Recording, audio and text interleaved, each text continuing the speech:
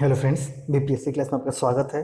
तो हम लोग पिछली वीडियो में हम लोग ने हिस्ट्री के सारे क्वेश्चंस कवर कर लिए थे। एंशंट, मिडिवल और मॉडर्न का हम लोगों ने वो सारे कवर कर लिए थे। तो हम इस वीडियो में हम लोग अब पॉलिटिकल सेक्शन देखेंगे और इसके ख़त्म होने के बाद हम लोग या तो ज्योग्राफी या तो इकोनॉमिक्स के क्वेश्चन को देखेंगे। और इसी तरह हम लोग बिहार स्पेशल के भी क्वेश्चन को देखेंगे, क्योंकि एग्ज़ाम में हमारे अब ज़्यादा दिन नहीं रह गए हैं, लगभग 15 या 16 दिन रह गए हैं। तो हम लोग को बस रिवीजन पे ही ध्यान देना और प्रीवियस ईयर क्वेश्चन पे ही ध्यान देना है। इसलिए मैं इस सेशन में प्रीवियस ईयर क्वेश्चन को ही लाने की कोशिश कर रहा हूँ। अपने चैनल पर बस प्रीवियस ईयर क्वेश्चन ही लाऊंगा, वो ज़्यादा अच्छा होगा। और अभी करंट के लेके रिगार्डिंग मार्केट में अगर कुछ नया आता है तो मैं उसे भी चैनल पर जल्दी ही लेके आऊँगा। तो चलिए शुरू करते हैं आज का हम लोग पॉलिटिकल भारतीय राज्य व्यवस्था। 26 जनवरी को संविधान को 26 जनवरी के दिन लागू करने का निर्णय है, इसलिए इसलिए किया गया है। क्योंकि ये क्यों हो गया, तो कांग्रेस ने इसी तिथि को 30वें स्वतंत्रता दिवस के रूप में मनाया था। इस कारण से हम लोग ये मनाते हैं। भारतीय संविधान में शामिल है, तो वो बहुत पहले का क्वेश्चन 2011 क्वेश्चन इसलिए बोलता है। 395 अनुच्छेद है, 22 भाग है और 12 अनुसूचियाँ हैं। भारतीय संविधान में है, ये तीसरा क्वेश्चन हो जाएगा। उसका आंसर यहाँ है कि 400 से अधिक आर्टिकल्स हैं, यानी कि 400 से अधिक आर्टिकल्स हैं। क्वेश्चन नंबर 4 देखेंगे। क्वेश्चन नंबर 4 है मिलान करने के लिए, तो हम लोग नीचे इसके डायरेक्ट डाटा को देख लेते हैं। तो संघीय सूची में है 97 है और वर्तमान में 98 हो गए हैं। राज्य सूची में 66 है, वर्तमान में 59 हो गए हैं। और समवर्ती सूची में 47 है और अभी वर्तमान में हो गए हैं 52। ये एक आंकड़ा था। अब 5वां नंबर क्वेश्चन देखिए, मिलान करने वाला निम्न शब्दों पर विचार करें। तो इसमें रिगार्डिंग है कि पहले कौन सा आया, तो CADB, इसका आंसर हो जाएगा CADB। तो सी है सार्वभौमिक, डी है धर्मनिरपेक्ष, दूसरा है प्रजातांत्रिक और समाजवादी।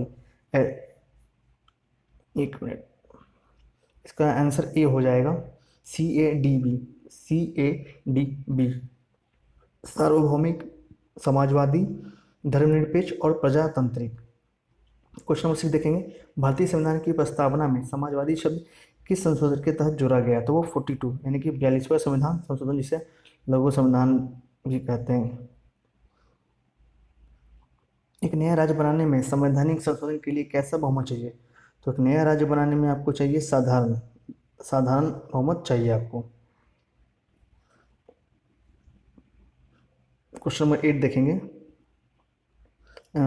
उन मौलिक अधिकारों का चयन करें जो भारतीय नागरिकों को प्राप्त है परंतु अभिव्यक्ति की जो गैर नागरिकों नहीं है। इसमें कौन सा हो जाएगा, ए और 1 और 3, यानी कि भाषण और अभिव्यक्ति की स्वतंत्रता और हो जाएगा अल्पसंख्यकों के अधिकार का है। क्वेश्चन नंबर 9 देखेंगे। उच्चतम न्यायालय की व्यवस्था अनुसार निजी भवनों के ऊपर राष्ट्रीय झंडे को फहराना डैश के तहत हर नागरिक का मौलिक अधिकार है। तो संविधान क्या है, आर्टिकल 19 ए के तहत ये मौलिक अधिकार है। क्वेश्चन नंबर 10 देखेंगे। भारतीय संविधान में संशोधन करके शिक्षा का दायरा कब जोड़ा गया, तो वो जोड़ा गया 1 अप्रैल 2010 में, 1 अप्रैल 2010। निम्न में से कौन सा मानव अधिकार भारतीय संविधान के अंतर्गत मौलिक अधिकार भी है, तो क्वेश्चन का आंसर अभी स्टार हिट में से नहीं क्लियर हो पाया कौन सा आंसर है। तो हम लोग 12 देखते हैं। भारतीय संविधान के भाग 4 में दिए गए निर्देशित सिद्धांतों में निम्न में से कौन से सूचीबद्ध हैं, तो इसका आंसर बी हो जाएगा, यानी कि 1 और 2। एक ये है और 2 ये है, देख लेते हैं। तो समान कार्य के लिए समान वेतन, समान नागरिक संहिता। अब क्वेश्चन नंबर 13 देखते हैं। भारत के संविधान में मौलिक कर्तव्य किस संविधान संशोधन के द्वारा जोड़ा गया था, वो जोड़ा गया था 42वें संविधान संशोधन के द्वारा। भारत के राष्ट्रपति अपनी शक्तियों का प्रयोग करते हैं तो सीधे अथवा अपने अधीनस्थ अधिकारियों के द्वारा। 15 देखेंगे। यदि राष्ट्रपति एवं उपराष्ट्रपति का पद खाली हो तो भारत के राष्ट्रपति के पद पर कौन होता है, तो भारत के का जो मुख्य न्यायाधीश है वो होते हैं, उनके तब तक कार्यभार संभालते हैं। श्रीमती प्रतिभा पाटिल का भारतीय स्वतंत्रता के राष्ट्रपति के रूप में क्रम कौन सा है, तो एक क्वेश्चन उस समय के हिसाब से करंट के रिलेटेड क्वेश्चन था, इसलिए इसका आंसर 13 हो जाएगा।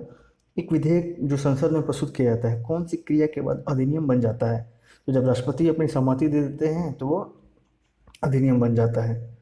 श्री मोहम्मद हामिद अंसारी का भारत के उपराष्ट्रपति के रूप में क्रमांक है, तो इनका बेसिकली सब क्वेश्चन नहीं आया क्योंकि उस समय के करंट के हिसाब से। और अब पर अभी के करंट में जो उपराष्ट्रपति अभी हम मुर्मू जी बने हैं, उससे पहले वेंकैया नायडू थे, तो इस टाइप के क्वेश्चन के आने की संभावना है अभी। तो आप उनका कालक्रम याद रखें। जैसे अभी पिछले जो एग्ज़ाम अभी कैंसिल हो गया है उसमें आपने देखा कि संसदों में जो बाइडेन के बारे में पूछा गया था उनका कौन सा कार्यकाल, तो हम लोग बाकी के जो हाईलाइटेड स्टेट होते हैं उनके बारे में जानने की भी कोशिश करेंगे। राष्ट्रीय सुरक्षा समिति का प्रधान कौन होता है, तो वो होता है प्रधानमंत्री। राष्ट्रीय सुरक्षा प्रधान कौन होता है, तो प्रधानमंत्री होता है। भारत सरकार का कौन सा अधिकारी सदस्य ना होते हुए भी भारतीय संसद की कार्यवाही में भाग लेने का अधिकार है, तो वह है अटॉर्नी जनरल। कौन है, अटॉर्नी जनरल। 21 देखेंगे, एक गैर सदस्य के रूप में संसद के किसी एक सदन की कार्यवाही में भाग ले सकता है, वह है महान्यायवादी। एक एमपी की सीट को रिक्त घोषित किया जाता है यदि वह सदन में लगातार कितनी अवधि के लिए अनुपस्थित रहे, तो यह है 2 माह। आप देखेंगे यहाँ पे 2 माह, पर ऐसे अगर देखे जाए तो 2 माह नहीं, क्योंकि अगर वो मंथ के वाइज अगर देखे जाए, अगर दिन है तो हम लोग मंथ को प्रायोरिटी ना देकर दिन को प्रायोरिटी देंगे, वो है यहाँ पे 60 दिन। आप देखेंगे यहाँ पे 60 दिन है। राज्यसभा में होते हैं 250 सदस्य, जिनमें से 12 सदस्य भारत के राष्ट्रपति द्वारा मनोनीत किया जाता है। हमारे संविधान के अनुसार राज्यसभा का कार्यकाल क्या है, तो समाप्त होने का विषय है ही नहीं, राज्यसभा आपको पता होगा। किस राज्यसभा का अध्यक्ष उसका सदस्य नहीं होता है, तो ये राज्यसभा का है। किस सभा का अध्यक्ष उसका सदस्य नहीं होता है, तो इसका आंसर हो जाएगा राज्यसभा। राज्यसभा का पदेन अध्यक्ष कौन होता है, तो होते हैं राष्ट्रपति जी। निम्नलिखित कथनों में से कौन सा सही नहीं है, तो धन विधेयक की जरूरत राज्यसभा में होती है। धन विधेयक का राज्यसभा में नहीं है, बल्कि ये लोकसभा में होती है, और वहाँ पे सिर्फ जाता है देखने के लिए, और बाकी आपको 14 दिन के अंदर रिटर्न करना होता है, पर वहाँ पर वो इसको खारिज नहीं कर सकते, राइट। तो चलिए हम देखते हैं, धन विधेयक पेश किया जाता है तो केवल लोकसभा में। लेखानुदान बना है, तो बजट पर पारित लंबित होने के कारण निधि आवंटन हेतु लेखानुदान इसलिए बना है। लोक लेखा समिति अपनी रिपोर्ट किसको प्रस्तुत करती है, तो लोकसभा के स्पीकर को लोक लेखा समिति अपनी रिपोर्ट प्रस्तुत करती है। आगे देखेंगे 31, निम्नलिखित कथनों में से कौन सा एक सही नहीं है, तो सी सही नहीं है। सर्वोच्च न्यायालय कोर्ट मार्शल को छोड़ अन्य किसी भी अन्य उच्च न्यायालय अदालतों की सुनवाई कर सकता है, बल्कि ये सभी को कर सकता है। राज्य सरकार का कार्यकारी अध्यक्ष संवैधानिक प्रमुख कौन है, तो वो है क्योंकि यहाँ पर राज्य सरकार है तो यहाँ पे ये राज्यपाल हो जाएगा। एक उच्च न्यायालय का न्यायाधीश अपना त्यागपत्र संबोधित करता है, तो वो राष्ट्रपति को संबोधित करता है। भारत में चलित न्यायालय मोबाइल कोर्ट इसका मानस पुत्र है, तो वह है डॉक्टर APJ अब्दुल कलाम जी। किस अनुच्छेद के अनुसार भारत के राष्ट्रपति द्वारा राष्ट्रीय आपातकाल की घोषणा की जाती है, तो आर्टिकल 352 के तहत की जाती है। केंद्र और राज्य की व्यवस्थापकों के लिए मतदान की न्यूनतम उम्र की सीमा 21 वर्ष से घटाकर 18 वर्ष की गई थी, तो वे 61वें संविधान संशोधन यानी कि 1989 में की गई थी। आम चुनाव में मतदान की आयु 21 वर्ष से घटाकर 18 वर्ष कर दी गई थी, तो 61वें संविधान संशोधन, अभी हम लोगों ने ऊपर भी ये क्वेश्चन देखा था। भारतीय संविधान की 8वीं सूची में मान्य सरकारी भाषाओं की संख्या कितनी है, तो यहाँ पे आप देखेंगे 18 लैंग्वेज हैं, 18 लैंग्वेज। तो CDP एवं NES के पुनर्गठन के लिए 1957 में NDC द्वारा स्थापित समिति का नाम बताया जिसने ग्रामीण स्थानीय सरकार की त्रिस्तरीय प्रणाली का सुझाव दिया था, तो वह था बलवंत राय मेहता समिति। निम्नलिखित विशेषताओं में से केंद्रीय शासन व्यवस्था के लिए कौन सा सही नहीं है, तो बड़े देशों के लिए आदर्श। विकेंद्रीय प्रणाली की सिफारिश किसने की थी, तो बलवंत राय मेहता ने। विकेंद्रीय किसने की थी, बलवंत राय मेहता ने। अशोक मेहता समिति ने निम्नलिखित की सिफारिश की थी, तो पंचायती राज का द्विस्तरीय अशोक मेहता। बलवंत राय 3। ब्लॉक स्तर पर पंचायत समिति है, तो प्रशासनिक प्राधिकरण। ब्लॉक स्तर पर पंचायत क्या है, तो वह है एक प्रशासनिक प्राधिकरण। भारत में ब्लॉक स्तर पर बनी पंचायत समिति केवल है, तो प्रशासनिक प्राधिकारी है। 14 अगस्त 2007 को संसद द्वारा भारतीय संविधान में संशोधन के उपरांत अब अनुसूचित जाति की सूची में जातियों की संख्या कितनी है, तो यहाँ पे है 1206। देखेंगे 1206। निम्न में से कौन संयुक्त राष्ट्र की सुरक्षा परिषद का स्थायी सदस्य नहीं है, वो हो जाएगा जर्मनी। एमनेस्टी इंटरनेशनल का एक संगठन है जो जुड़ा है मानव अधिकारों के संरक्षण से। फ्रेंड्स, आपको ये वीडियो अगर अच्छा लगता हो तो प्लीज़ लाइक सब्सक्राइब और शेयर करना ना भूलें, और जो भी चैनल पर नए आ रहे हैं प्लीज़ वो भी लाइक सब्सक्राइब और शेयर करें। 48 देखते हैं, चीन की समाचार एजेंसी का क्या नाम है? तो न्यू चाइना न्यू एजेंसी उसका चैनल का नाम है। किस देश की सरकारी रिपोर्ट को येलो बुक कहा जाता है? तो फ्रांस के सरकारी रिपोर्ट को येलो बुक कहा जाता है। येलो बुक किसे कहते हैं? फ्रांस को। भारत के प्रथम विधि विश्वविद्यालय की स्थापना अगस्त 1987 में कहाँ हुई थी? तो ये हुई थी बेंगलुरु में। सीमा सुरक्षा बल की स्थापना कब की गई थी? तो 1965 में की गई थी। भारतीय संविधान को संविधान सभा द्वारा अंगीकृत किया गया है तो कब किया गया था? 26 नवंबर 1949 को। सभी को इसका आंसर पता होगा। भारतीय संविधान दिवस कब मनाया जाता है? तो 26 नवंबर को मनाया जाता है। भारतीय संविधान को अपनाया गया था कब? संविधान गया था तो संविधान सभा द्वारा। भारतीय संविधान की प्रस्तावना के सिलसिले में निम्नलिखित में से कौन सा क्रम सही है? तो सार्वभौम, सत्ता समपन्न, समाजवादी, धर्मनिरपेक्ष, जनवादी, गणतंत्र। डी, इसका आंसर डी हो जाएगा।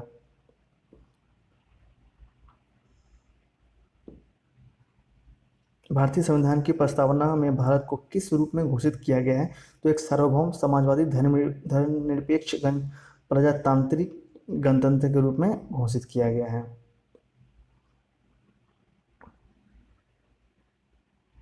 भारत में लौकिक सार्वभौमिकता है क्योंकि संविधान की प्रस्तावना आरंभ होती है we the people of India, यानी कि हम भारत के लोग। भारत में प्रजातंत्र इस तथ्य पर आधारित है कि जनता को सरकार को चुनने तथा बदलने का अधिकार प्राप्त है। ऑप्शन सी इसका हो जाएगा।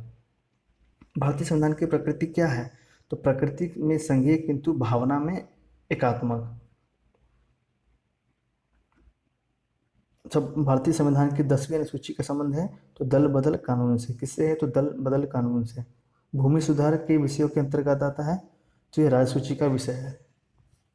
भारतीय नागरिक नहीं प्राप्त की जा सकती तो किसकी तरह? तो भारतीय बैंक में धन जमा करके इसे नहीं हो सकते, बल्कि आपको जन्म के आधार पर, देशीकरण के आधार पर और किसी भूभाग में सम्मिलन के आधार पर ही प्राप्त की जा सकती है।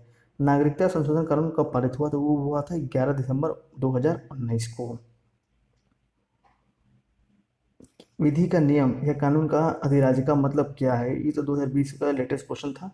तो सभी के लिए एक कानून और सभी के लिए एक न्यायतंत्र। इसका आंसर ए हो जाएगा। निम्नलिखित में से किसको संविधान द्वारा मौलिक अधिकारों को लागू करने की शक्ति दी गई है?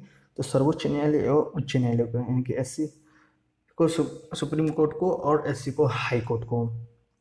भारतीय संविधान में किस अनुच्छेद के अंतर्गत नागरिकों को मौलिक अधिकार प्रदान किए गए हैं?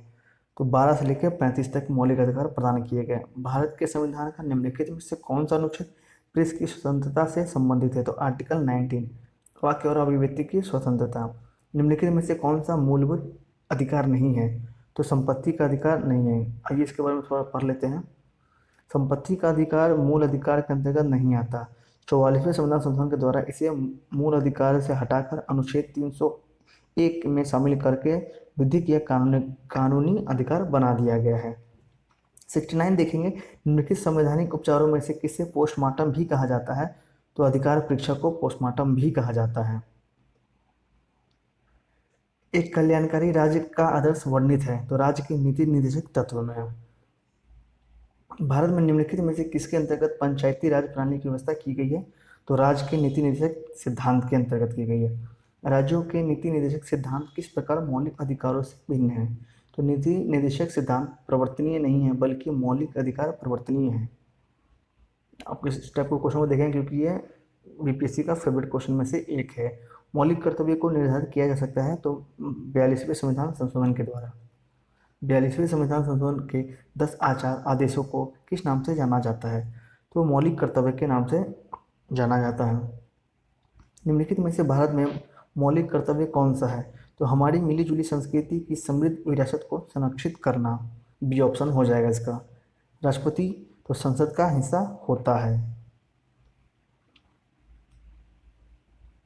भारत में राष्ट्रपति का चुनाव किया जाता है तो एकल हस्तांतरीय मत प्रणाली द्वारा और अनुपातिक मत प्रणाली द्वारा।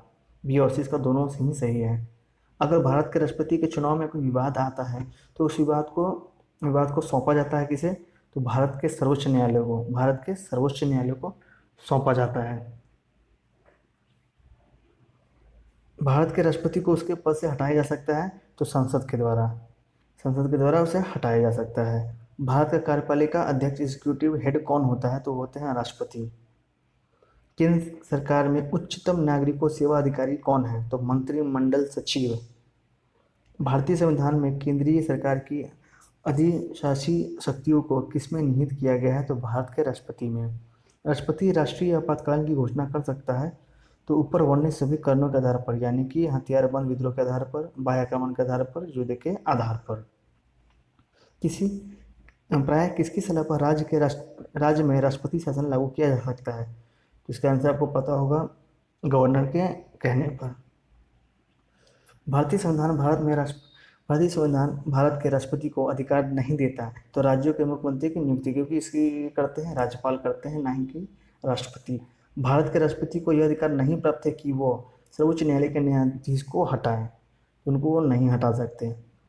क्यों नहीं हटा सकते? पढ़ते हैं, अनुच्छेद 124 खंड 4 के अनुसार उच्चतम न्यायालय के किसी न्यायाधीश को उसके पद से तब तक नहीं हटाया जा सकता जब तक साबित कदाचार असमर्थता आधार पर ऐसे हटाए जाने के लिए संसद के प्रत्येक सदन अपनी कुल सदस्य संख्याओं के बहुमत द्वारा तथा उपस्थित मत देने वाले सदस्यों के कम से कम दो तिहाई बहुमत द्वारा समर्थित संविधान राष्ट्रपति के समक्ष उसी सत्र में रखे जाने के राष्ट्रपति ने उसे हटाने का आदेश ना दे दिया हो।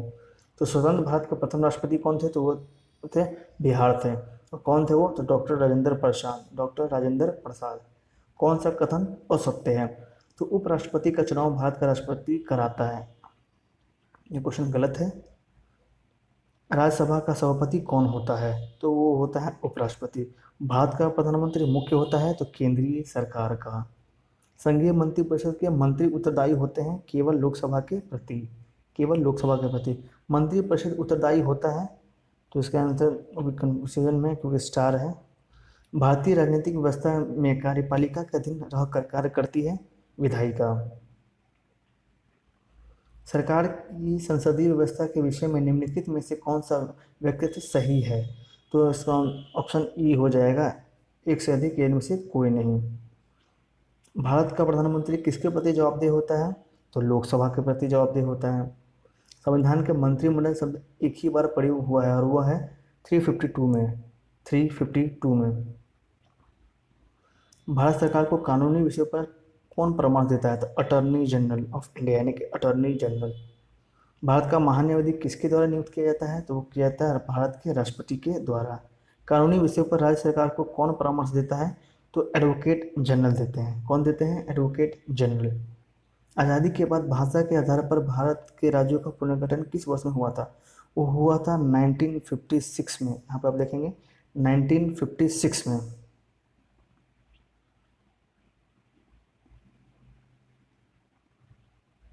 लोकसभा का नेता कौन होता है? तो लोकसभा का प्रधानमंत्री होते हैं। लोकसभा के लिए चुनाव में निर्वाचित होने के लिए किसी व्यक्ति के लिए न्यूनतम आयु क्या है? तो 25 ईयर्स है। लोकसभा के सदस्य चुने जाने के लिए एक व्यक्ति को किस आयु से कम कर नहीं होना चाहिए? तो हो जाएगा 25 से कम नहीं होना चाहिए, ज़्यादा हो सकता है। संसद सदस्य बनने हेतु न्यूनतम उम्र क्या है? तो संसद सदस्य के लिए बनने के लिए यहाँ पे 25 ईयर। लोकसभा का कोई प्रत्याशी अपनी जमानत खो देता है यदि वो प्राप्त ना हो सके, तो वह 1/6 अगर वो प्राप्त नहीं कर पाए वाद मतों का तो वो जमानत अपनी खो देता है। लोकसभा में राज्यवार सीटों का आवंटन सन 1971 की जनगणना पर आधारित है।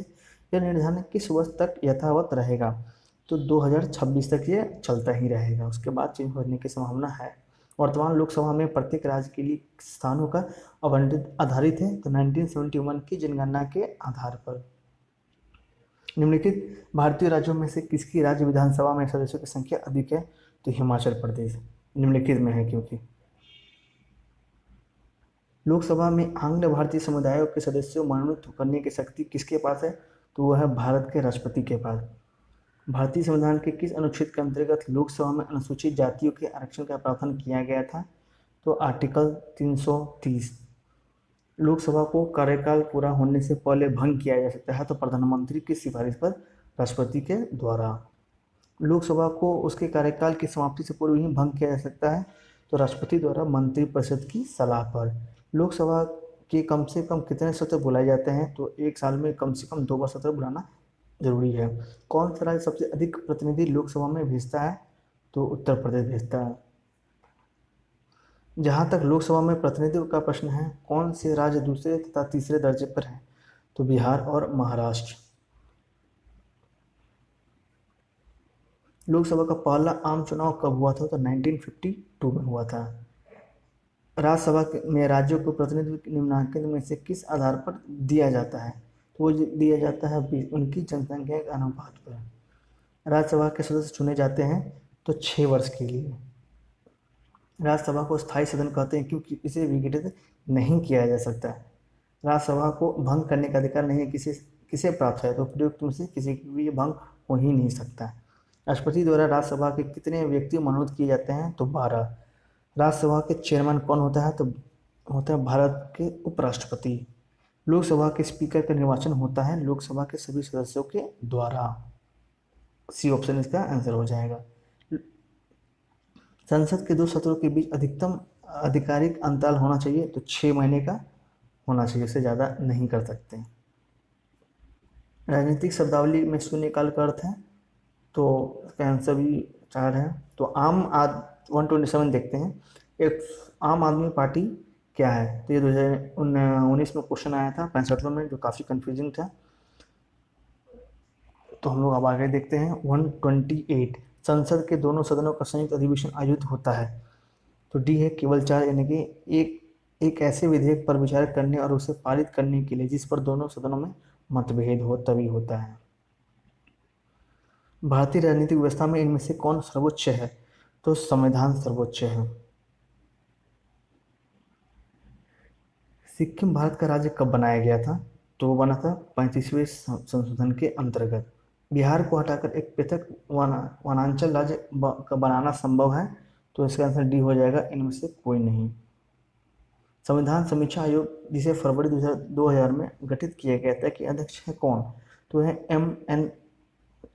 वेंकट चलैया। भारत के सर्वोच्च न्यायालय की स्थापना हुई थी भारतीय संविधान के द्वारा। भारत के सर्वोच्च न्यायालय की स्वीकृत क्षमता क्या है? तो अभी कन्फ्यूजन है। भारतीय सर्वोच्च न्यायालय में न्यायाधीशों की नियुक्ति कौन करता है? तो राष्ट्रपति करते हैं। उच्चतम न्यायालय के न्यायाधीशों की संख्या की वृद्धि करने की शक्ति किसके पास है? तो संसद के पास है। सर्वोच्च न्यायालय के न्यायाधीशों की सेवानिवृत्ति की उम्र क्या है? तो 65 ईयर्स है। और आप कमेंट में बताएंगे कभी सर्वोच्च न्यायालय के चीफ जस्टिस ऑफ इंडिया कौन है? सर्वोच्च न्यायालय का न्यायाधीश अपने पद से त्यागपत्र किसे लिखकर दे सकता है? तो वो राष्ट्रपति जी को देते हैं। न्यायिक पुनर्विलोकन का अर्थ है कि सर्वोच्च न्यायालय डी, इसका आंसर डी हो जाएगा, किसी भी राज्य के कानून को अवैध घोषित कर सकते हैं। राज्य सरकार का कार्यकारी अध्यक्ष संवैधानिक प्रमुख कौन होता है? तो वो होते हैं राज्यपाल। किसी राज्य का राज्यपाल नियुक्त किया जाता है तो वो राष्ट्रपति के द्वारा नियुक्त किए जाते हैं।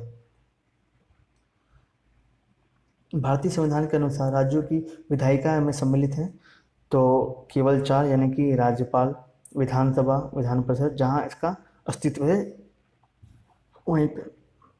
उत्तर प्रदेश के राज्यपाल ने विधानसभा के सत्र के आयोजन के लिए इसके अध्यक्ष को निर्देश दिया। ऐसा करने में वह उन अधिकारियों का उपयोग कर रहे हैं जो उनके पद में नहीं थे। आंसर हो जाएगा 170 अनुच्छेद 175(2) के तहत। भारत में राज्य विधान पालिकाओं का उच्च सदन होता है तो विधान पालिका परिषद। किसी राज्य में विधान परिषद की संरचना अथवा विघटन किया जा सकता है तो केंद्रीय संसद के द्वारा। निम्नलिखित राज्यों में से कहाँ विधान परिषद है? तो ये डी है इस क्वेश्चन के हिसाब से, बिहार में। भारतीय संविधान में निम्नांकित अनुच्छेदों में कौन राज्य की विधानसभाओं के निर्वाचन का प्रावधान प्रस्तुत करता है? तो आर्टिकल 170 में यदि किसी राज्य की विधानसभा का अध्यक्ष स्पीकर पद त्यागपत्र देना चाहे तो उसे अपना त्यागपत्र देना चाहिए उपाध्यक्ष को। किस उच्च न्यायालय ने यह फैसला दिया था कि एक ही बार में 3 बार तलाक कहने से तलाक होना गैर कानूनी है? तो इलाहाबाद उच्च न्यायालय ने, इलाहाबाद हाई कोर्ट ने। निम्नलिखित उच्च न्यायालयों में से ये कौन से अधिक राज्य केंद्र प्रदेश के लिए है? तो गुवाहाटी और मुंबई। गुवाहाटी और मुंबई। बाबरी मस्जिद राम जन्मभूमि का विवाद जो इलाहाबाद उच्च न्यायालय के समक्ष है, तो के समझ है के समझ के एक प्रकार है, तो स्वतःधिकार मुकदमा यानी कि टाइटल सूट। आगे देखेंगे क्वेश्चन। भारत के संविधानों का कौन सा अनुच्छेद भारतीय निर्वाचन आयोग की स्थापना से संबंधित है? तो आर्टिकल 324। भारतीय संविधान का कौन सा अनुच्छेद संवैधानिक प्रावधानों के संघीय संस्था राज्य विधान पालिकाओं द्वारा बनाए गए नियमों कानूनों का प्राथमिकता प्रदान करता है? तो बनता है 13। निम्नलिखित में से कौन सा विषय समर्थित सूची में है? तो हो जाएगा शिक्षा। शिक्षा समर्थित सूची में है। निम्न में से किस अनुच्छेद के अंतर्गत वित्त आयोग का गठन हुआ है? तो 280 के तहत गठन हुआ है। भारत में संघीय वित्त आयोग संबंध रखता है राज्य एवं केंद्रों के बीच वित्त से। योजना आयोग की स्थापना कब हुई थी? 15 मार्च 1950 के। उस राजनीतिक दल का नाम बताइए जो मिली जुली केंद्रीय सरकार का हिस्सा नहीं है, लेकिन जिसका सदस्य 13वीं लोकसभा के स्पीकर चुना गया था। तेलुगु देशम पार्टी। तेलुगु देशम पार्टी।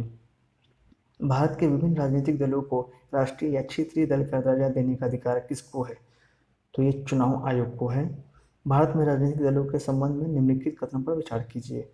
तो 1, 2, 3, 4 चारों ही इसके आंसर सही हैं। निम्न में से किस वर्ष सरकारी आयोग जिसे केंद्र राज्य संबंधों में परिवर्तन की स्तुति का अधिकार दिया गया था ने अपना प्रतिवेदन जमा किया था? तो 1987 में किया था। 1987 में। पंचायत के चुनाव कराने हेतु निर्णय किसके द्वारा लिया जाता है? वो लिया जाता है राज्य सरकार के द्वारा। पंचायती राज विषय है तो राज्य सूची का विषय है। पंचायती राज राज्य सूची का विषय है। पंचायती राज संस्थाओं को 29 वर्षों की सूची 29 कार्यों की सूची किस अनुच्छेद के तहत दी गई है? वो दी गई है अनुच्छेद 243 जी के तहत। 243 जी के तहत। निम्नलिखित में से किसका निर्माण पंचायती राज व्यवस्था के तहत हुआ है? वह है ग्राम पंचायत के। ऑप्शन हो जाएगा सी ग्राम पंचायत। भारतीय संविधान के निम्नलिखित अनुच्छेद में से कौन सा अनुच्छेद राज्य की सरकारों को ग्राम पंचायतों को संगठित करने का निर्देश देता है? हो जाएगा 40, आर्टिकल 40। निम्न में से कौन सा अनुच्छेद पंचायत के गठन के लिए राज्य सरकार को निर्देश देता है? तो आर्टिकल 40 देता है। सरकार की पंचायती राज प्रणाली की प्रमुख विशेषता क्या है? तीन में से सभी हैं। इनमें सरकार का 3 श्रेणियां होती हैं। इसका लक्ष्य गाँव को सामाजिक एवं आर्थिक न्याय प्रदान करना है। जिला परिषदों में इसके सदस्य के रूप में इसके कुछ सांसद होते हैं। पंचायती राज की त्रिस्तरीय प्रणाली के अंतर कौन कौन से आते हैं? तो ग्राम पंचायत, क्षेत्रीय पंचायत समिति और जिला परिषद। पंचायती राज का प्रधान लक्ष्य है, तो इसका आंसर हो जाएगा सी ग्राम वासियों में शक्ति का विकेंद्रीकरण। सफलतापूर्वक कार्य हेतु पंचायती राज को पूरे सहयोग की जरूरत पड़ती है। किसकी पड़ती है? तो वो स्थानीय जनता की उनके मदद करना होता है। भारत में पंचायती राज प्रतिनिधित्व करता है कौन? तो ये सभी करते हैं, यानी कि शक्तियों का विकेंद्रीकरण, सामुदायिक विकास, लोगों की हिस्सेदारी। डी ऑप्शन इसका आंसर है। पंचायती राज को डैश के अंतर्गत स्वशासन की इकाई के रूप में गठित किया गया था। तो भारतीय संविधान के 73वें संविधान संशोधन के किस समिति की सिफारिश पर भारत में पंचायती राज की स्थापना की गई? उसका अध्यक्ष कौन है? तो बलवंत राय मेहता। बलवंत राय मेहता। भारत में पंचायती राज की अनुशंसा के लिए बनी समिति के अध्यक्ष कौन थे? तो बलवंत राय मेहता। निम्न में से कौन विकेंद्रीकरण का वैशिष्ट्य नहीं है? तो स्थानीय समुदाय में आत्मविश्वास को नहीं जगाना। भारत में पंचायती राज व्यवस्था सर्वप्रथम राजस्थान में और डैश के प्रारंभ की गई। तो राजस्थान में हुआ था, राजस्थान के नागौर में। फिर उसके बाद हुआ था आंध्र प्रदेश में। इसका ऑप्शन डी हो जाएगा। पंचायती राज सर्वप्रथम प्रवर्तित किया गया था तो राजस्थान के नागौर में। निम्नलिखित में से किस कमेटी आयोग ने न्याय पंचायत बनाने की सिफारिश की थी? वो की थी अशोक मेहता समिति ने। अशोक मेहता समिति ने। निम्नलिखित में से कौन सा कार्य स्थानीय स्वशासन के अधिकार क्षेत्र में नहीं आता? तो डी है सार्वजनिक अनुशासन का रखरखाव।